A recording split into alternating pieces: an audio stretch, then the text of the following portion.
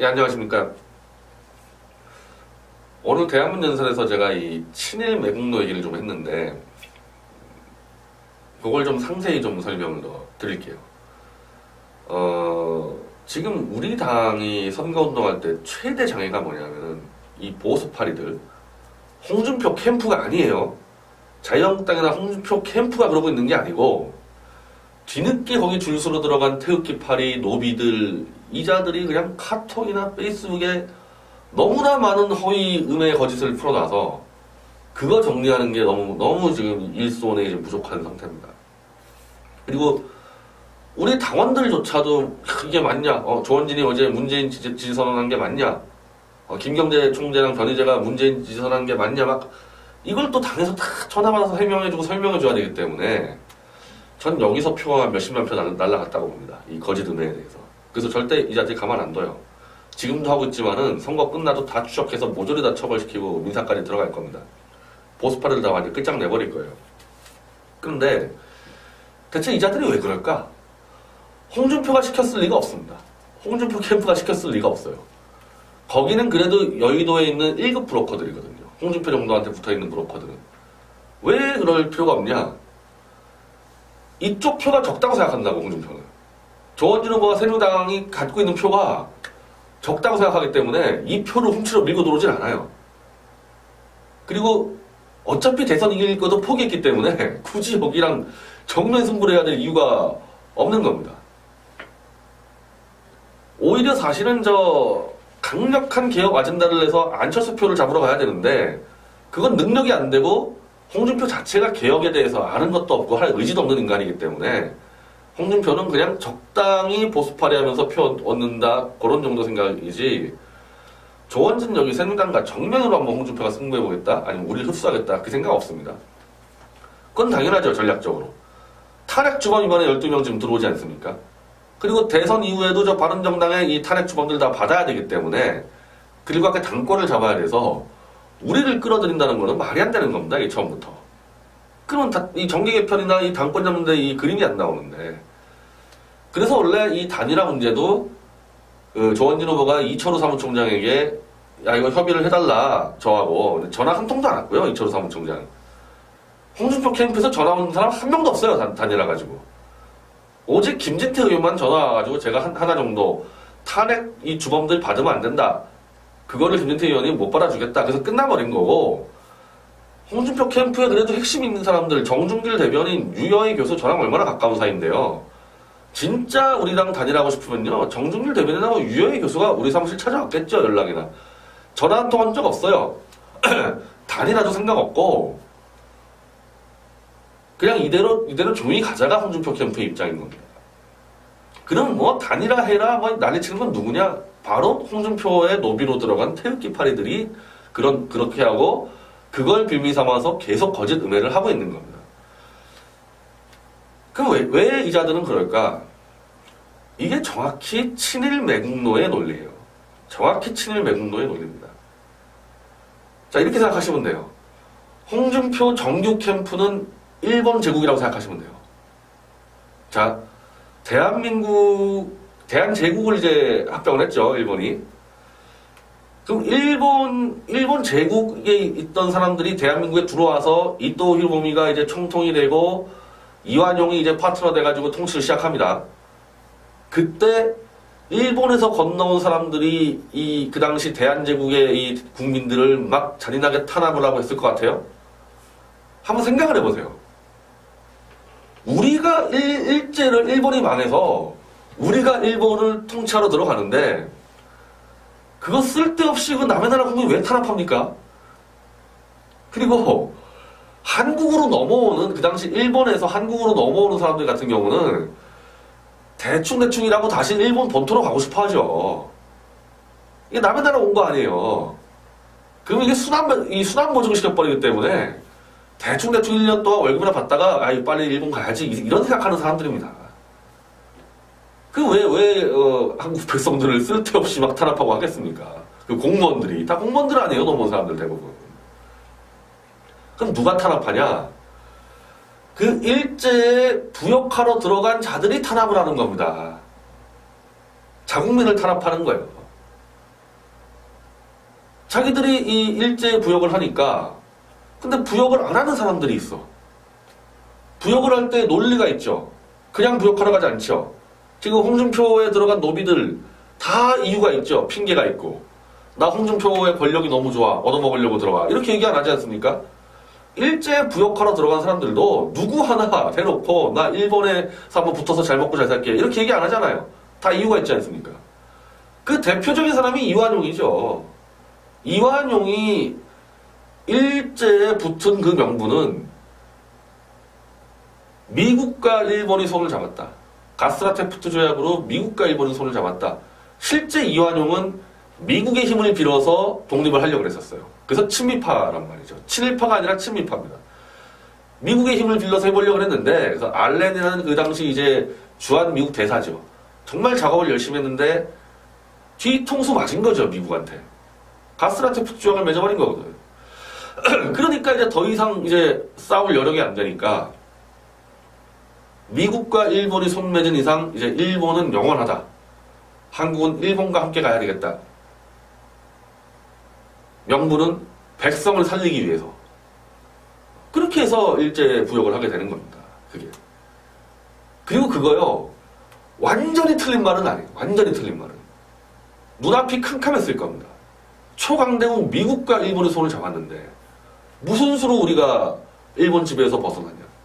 차라리 일본에 들어가서 일본 거를 더 많이 배워가지고 힘을 길러서 독립하자. 이게 실제로 이완용이 고종한테 한 얘기입니다. 그렇게 하자. 좋은 뜻으로 했어요. 좋은 뜻으로. 지금 홍준표에 들어간 그 노비들보다는요. 훨씬 더 순수하고 좋은 뜻 가지고 했습니다. 근데 이제 하다 보니까 그게 되냐 이거죠. 점점 꼬여 들어가는 거예요. 점점 꼬여 들어가는 거예요. 그러다 보니까 나중에 이제 천황의 뭐 별장을 또 일로 옮기니 많이 이제 완전 친일매국이 되는데 그럴 때 이제 결국에는 그나마 이완용은 그래도 일찍 죽었기 때문에 큰 사고를 안 치고 죽었습니다. 큰 사고를 안 치고 죽었어요. 근데 나중에 일제가 이제 중일 전쟁을 벌이고 막 이렇게 됐을 때 이때 문제가 터진 거거든요. 이거.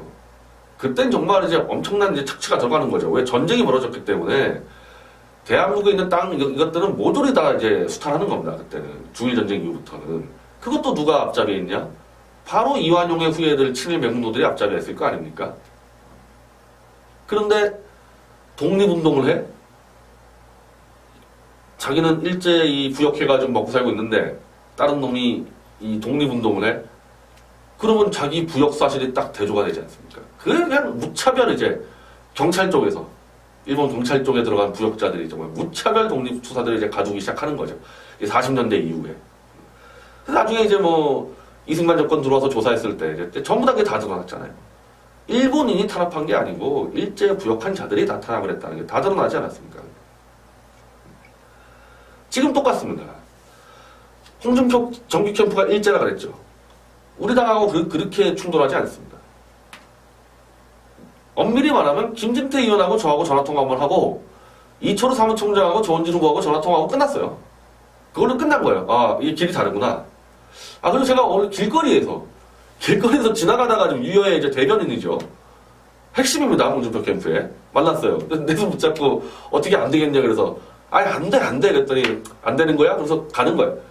이게 정상적인 홍준표 캠프의 반응인데 이 카톡이나 페이스북이나 이 정말 직책 하나 없는 홍준표 캠프에서 누군지도 모르는 이 부역자들이 그냥 하루 종일 우리만 공격을 하고 있거든요. 물론 홍준표 캠프에서 조언을 할 겁니다. 거기에 대해서. 뭐 조언을 할 거예요. 자기들 대신 해주니까. 그러면 그 자들의 심리는 그거예요. 같이 태극기 들었는데 끝까지 탄핵 지시를 밝히겠다고 모여서 싸우고 있어요. 우리 같은 사람들은. 자기들은 이미 홍준표 캠프에 들어가서 이제 권성동이 장지원 다 같이 어울려 다녀야 됩니다. 나경원하고. 우리 쪽도 이제 얘기를 하죠. 이제 배신자라고 얘기하고 할 말이 없으니까 우리가 뭐 보수 뭐 단결을 해친다 이제 온갖 거짓 음해들을 퍼붓고 있는 겁니다. 그렇게 되는 거예요, 이게. 자, 근데 그러면은 5월 9일 이후에 어떻게 되는 거냐? 5월 9일 이후에. 5월 9일이 정확하게 일제가 패망하는 8.15예요. 쉽게 얘기하면은. 지금 사기 쳐놨잖아요. 홍준표가 이길 수 있다. 다 사기 쳐놨잖아요. 8월 15일 전까지 그 당시 이제 대한제국은 조선이라 그래야 되나? 뭐라 그래야 되나? 하여튼 거기서요 다 일제가 이 2차 세계대전을 이긴다고 다 생각하고 있었습니다. 8월 15일 해방 전까지 다 그렇게 알고 있었어요. 그 사기친 거 아닙니까? 전부 다 이 친일 매국노들이 다. 지금 그 짓 하는 겁니다. 이 태극기파리 노비들이. 홍준표가 이길 수 있다 다 사기 쳐놨는데 5월 9일날 딱 깨보면 문재인하고가 문제가 아니라 이거 생각보다 안철수한테도 안 되는 수가 있어요. 지금 전남이나 광주 이 투표를 보면요. 이게 장난이 아닌데 안철수 표 지금 살아있는 겁니다. 딱 그게 벌어졌을 때 어떤 일이 벌어질까? 홍준표 그쪽은 상관없어. 그쪽은 이제 어차피 목표가 이 탄핵 세력 받아가지고 당권 잡고 자기는 무죄 받으면 되니까 문재인한테 안 지키고 그럼 그대로 갈 거 아닙니까? 홍준표는 잠수 타가지고 뒤에서 당권 조정할 거고 그럼 친박들은 또 친박대로 자기를 또 대우 만들어가지고 뭐 한따까리 하든지 야합을 하든지 할 거고 그렇게 할 거 아니에요? 이자들은 어떻게 할 겁니까? 이 태극기 노비들은 도대체. 제가 볼 때 저 당이요. 전당대회 들어가든 안 들어가든 탄핵 세력이 결국 저 당을 잡게 될 것 같은데 특별한 일이 없으면 탄핵 세력이 딱 잡게 됐을 때 이 태극기 노비들 이거 어떻게 처리할 것 같아요? 이거 어떻게 되는 겁니까? 한마디로 다시 김무성이 이제 당을 잡았을 때 하태경 다 장제원 양옆에 끌고 홍준표 뭐 정진석 나경원 이거 어떻게 되는 거예요, 이 사람들, 이 노비들. 어떻게 되면 어떻게 됩니까? 바로 토사구팽이죠. 토사구팽이지, 당연히. 그냥 끝나는 거예요. 끝나는 거. 지금처럼 충성한 거 보상 하나도 못 받습니다. 그럼 우리 좀 어떻게 되느냐? 오늘 뭐 제가 지금 잠깐 들어와서 방송 보니까 홍준표의 그 서울역 그 태극기 집회, 그거 뚝기죠. 홍준표가 웬 태극기 집회랍니까? 거기 있던 사람들이 실망하고 지금 다시 대한문으로 오고 있다. 그래서 우린 뭐 다 받아준다 그러는데 일반 사람들이야 상관이 없죠. 일반 사람들이야 상관이 없는데 아주 악랄하게 아예 작정하고 홍준표에게 충성심 보이려고 조원진 후보를 거짓 은혜한 자들은 이미 우리가 다 캡쳐놨기 때문에 선거법으로 다 처벌을 시키고 민사까지 갈 겁니다. 그걸로 안 끝내죠. 다시는 발 못 붙이게 다시는 어디든 이 정치 사회 운동 쪽에 발 못 붙이게 모든 이 자들의 잘못을 다 공개할 거고 아예 차단을 시켜버릴 겁니다. 자유한국당 글쎄요 자유한국당 내에서 아마 우리 당하고 정책적인 문제로 여러 가지 공조가 가능할 거예요. 방통심의 개혁이나 특검법들 문재인 아들 특검이라든지 해수부 유착 특검이라든지 굉장히 좀 활발하게 교류하게 될 겁니다. 자유한국당하고 우리하고 정책 부분에 대해서는.